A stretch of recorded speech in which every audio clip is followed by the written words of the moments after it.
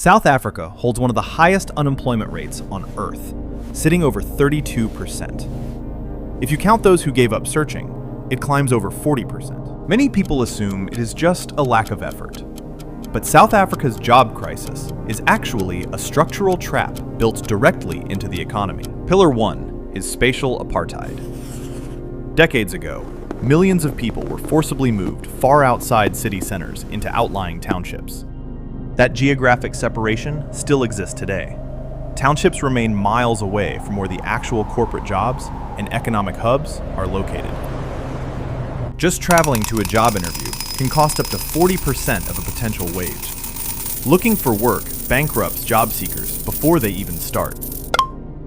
Pillar 2 is the skills mismatch. Over the last 30 years, the economy shifted away from low-skilled mining and manufacturing toward modern services.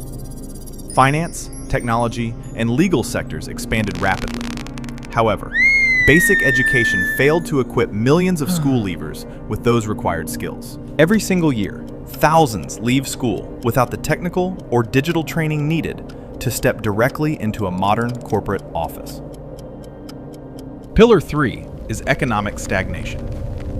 Businesses simply cannot hire new workers if the overall economy is not growing fast enough to sustain them. Years of rolling power outages, freight rail bottlenecks, and high operational costs have severely slowed down industrial production across the country.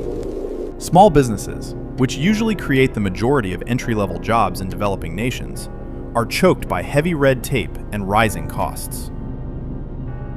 When a township entrepreneur has to spend their savings on backup generators or compliance, they cannot afford to hire an apprentice.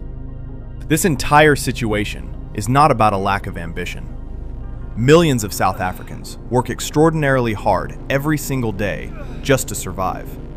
Hard work alone cannot erase a 50-kilometer distance to the nearest job market. The spatial setup acts like a permanent tax on the poor. Fixing this crisis requires deliberate structural changes.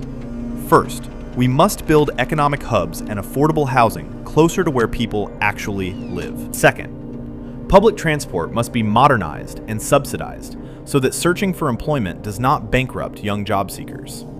Third, basic education must focus heavily on practical technical skills, while regulatory burdens on micro-enterprises are drastically slashed. If South Africa wants to solve its job crisis, it cannot just tell people to try harder. It has to rebuild the map.